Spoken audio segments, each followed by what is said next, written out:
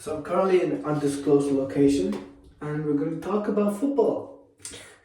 So a lot have happened over the last week and I just want to talk about football in general, not just City and everything, just football in general. So let's talk about it. Obviously, the EZAK news we're going to talk about, Arsenal stealing EZE from Tottenham. We're going to talk about that and other things in general. Fabrizio getting cooked by Kanji. So let's talk about it. I want to start off by talking about ISAK and Newcastle. I think we all know the situation there. Obviously, he wants to leave Newcastle. Well, they're not going to sell him because they can't, right? They just can't sell him. And it's a weird situation, man. Like, at one stage, I'm saying Newcastle in the right, then Isak's in the right, then no one's in the right. Like, it's mad, and my idea is, I do believe what Isak's done is wrong, but I also believe what Newcastle's done has been wrong because, it's a weird situation, because, again, Newcastle, like, if you look at the facts, just the facts, right? Newcastle don't have to sell him, right? They don't have to sell him. So, he's on a 3-year contract, and the only way he leaves is if a team, like Liverpool, put in a bid that's worth enough for Newcastle to say, okay, you can have Isak, which I think we can all agree is probably around 150 million euros, maybe even pounds, I don't know, right? Because it's mad, right? So based on that, they cannot sell him in any other case other than that. And when you think about it in the grand scheme of things, like, Newcastle aren't really in the wrong. And then Isak did what he did, which obviously we all know. He made an Instagram story. I'm not going to read it out or anything. I'm just going to talk about a general idea. I mean, he said promises were made and they weren't fulfilled. Trust is gone, and that's what he said, which makes sense, to be honest. I mean, if he wants to leave, he probably would have said it a while ago, right? And, they're kind of holding him hostage, right? But I do think he's also in the wrong a lot. Like, you can't just not train, you know what I mean? Just because you want to go somewhere, you can't just not train. And I thought at the beginning he tried to be respectful about it, but now it's mad. And listen, I just hope there's two options that I can see. Number one, he goes to Liverpool. Very simple, right? Liverpool make a bid, he goes to Liverpool, right? That's option number one. Option number two is Liverpool don't make a bid, and he stays in Newcastle until January, next summer, maybe even after that. God knows how long. Doesn't play, doesn't train, doesn't do anything. And just ruins his career. Right? Ends his career with a League Cup for Newcastle and then whatever. Right? And that's that. Nothing else you can really... My bad. Nothing else you can really say about that. But yeah, that's that. Moving on. EZE. That is an interesting signing for Arsenal. I think we can all agree that EZE was going to go to Tottenham, right? Personal terms were agreed, and all Tottenham had to do was just send the money to Palace, and EZE's a Tottenham player. But I think we all knew deep down, if Arsenal come in for EZE, he's going to say yes. Right, like, the guy's an Arsenal fan. He said that a lot. So if Arsenal come in for him, he's going to Arsenal. So Tottenham's big plan was to just, the basic idea was to get the deal as fast as possible, so that Arsenal can't do anything. And they didn't do that.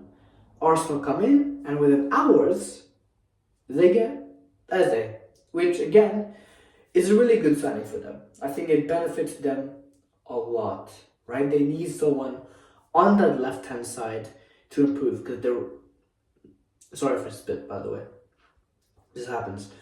So on the right hand side for Arsenal, you have Waneri, Dowman, Saka, solid players. The left wing, Madueke, Martinelli, Trossard, not great, right? And now they have Eze, which is a big improvement. Now, I don't know if he's going to play left wing.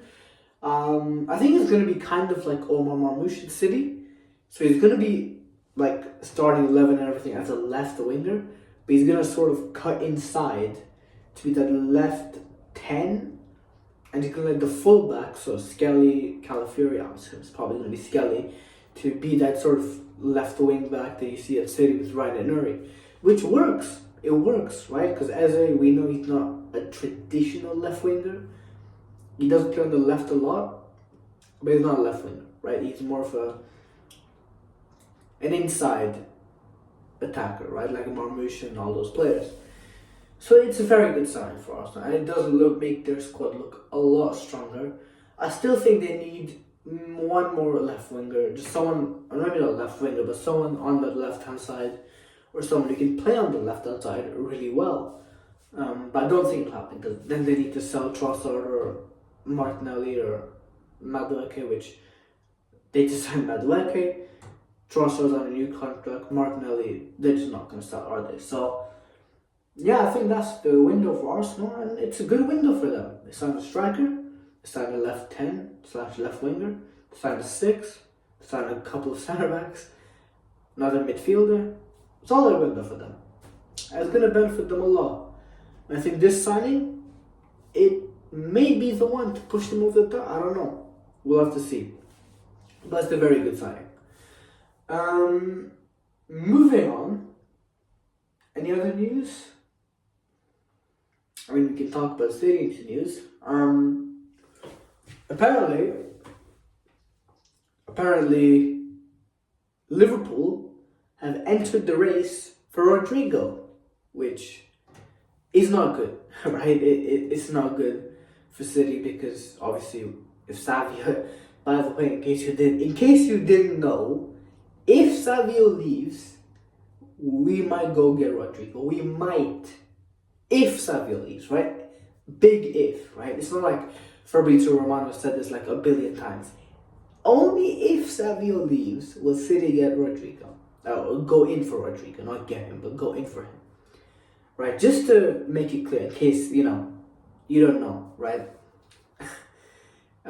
It's actually hilarious the amount of times Fabrizio said that. Like, we understand, alright? I don't care, Fabrizio. Just tell me new stuff, alright? Don't tell me stuff that we already know. New stuff. But anyways, Akanji obviously doing what he did to Fabrizio Romano, which is hilarious, by the way. I mean, funniest part is, right, Akanji did that to Fabrizio Romano. He deleted the post days later when the news came out that Akanji is doing what Fabrizio Romano said he was doing. Like, he just went on this spree of just going on City fans' Twitter pages. Like, he went on LBs, he went on City Extras. I think he went on some other fans as well, who were like quoting him and saying all that stuff. And he just started cooking every single one of them, man. This guy don't care. He does not care. He does not care. Yeah, he's a great journalist, man. But yeah. So, to do with City, obviously the outgoings are a big thing. The main ones that look like they're gonna happen is Akanji, Ederson, and maybe Savio, right? Obviously, with Eze going to Tottenham, or Eze going to Arsenal, Tottenham definitely need to get someone. They need someone. They need at least 2 players, I think, to replace Madison and also Son. And they lost their main target. So I think they will get Savio. I think they're going to have to go all in for him, which I think they will. So, 80 million and you get him. 80 million is not that much. You'll get him. and I think they will get him, to be honest, which is good for them. For us, it'll only be good for us as City fans if we get Rodrigo. Only if we get Rodrigo. If we don't get Rodrigo, it's mad. And by the way, a lot of people in the City fan base are getting like giddy and saying, "Oh, but we don't need Rodrigo. He's not good. He only scored these many goals and this many." Like, let me tell people this, right? This is my stance on it, right? I trust the club. So if we sell Savio and we get Rodrigo, I'm fine. If we keep Savio, I'm fine. Right? I'm fine. I trust what the club does. Right? That's what I do, right? And I mean, here and there I'll call them out and say, this is bad. But most of the times I trust what they do. Right? And let me tell people something. Alright? Rodrigo is better than Savio. As of right now, he is better than Savio. You know what that means? If we sign him, he will improve us. And yes, maybe 10 years from now we'll look back and say this was a bad decision because Savio goes to become the best winger in the world. Who knows? But as of right now, Savio is not better than Rodrigo. And before people say, "Oh, but look at Savio, look at the statistics at Girona and look at Rodrigo's at Real Madrid," it doesn't matter. Because Rodrigo, for the last 3 seasons in a row, including last season, has put up 1 GNA almost every 2 games. He's played about 160 games. He's got about 70 to 80 GNA, right? So playing as a right winger out of position in the last 3 seasons, he's put up numbers that are pretty damn good. So imagine what he can do on the left wing. And before people say, "Oh, but, Savio's also put up decent numbers in Spain," Savio did it in left wing, or as a left winger, which is where he likes to play. Rodrigo's doing it out of position. Savio out of position, out of right wing, he still does well here and there, but he struggles. I mean, how many one-on-ones have we seen this guy miss? But Rodrigo on the right wing, he doesn't perform the best. He's not. But he does well. He does really damn well. And also, it's more of us stopping Rodrigo going to other clubs than us just signing him. Because if we keep Savio, and as I said, Liverpool have entered the race for Rodrigo, then what are we going to do? If Liverpool sign Rodrigo, they win the league easily. 100%. There's no doubt in my mind they win the league with Rodrigo. The guy is a game winner. And having him, Ekitike, Wirtz, Salah, and possibly ISAK, that's one of the best attacks in the world. It is. And he goes to Arsenal. Now all of a sudden, they have Eze, Rodrigo, Gyökeres, Saka. That's a dangerous attack. Which is why we need to get Rodrigo if we sell Savio. So we need to go all out for him, because otherwise he's just going to go to Liverpool or to Arsenal and this is going to screw us over, because they're going to get him, they're going to improve significantly, and they're going to win the league. So either he stays at Real Madrid, which is what I want if we don't sign him, which benefits us, benefit the other teams as well. It stops him from going to Arsenal or Liverpool. And that's my stance on it, right? If we get him, we get him. If we don't get him, we don't get him. Whatever, move on. Donnarumma news has been quiet recently, but I do think Ederson will leave. By the way, Savio is still not training with the first team, so God knows when he's gonna train, or if he's gonna leave or not. Apparently, his agent's already in London or in Manchester, so that's interesting. So a lot of rumors, a lot of transfers to happen. I still think there's some shocks in the transfer window to happen, but as of right now, nothing too crazy is happening. It's all quiet.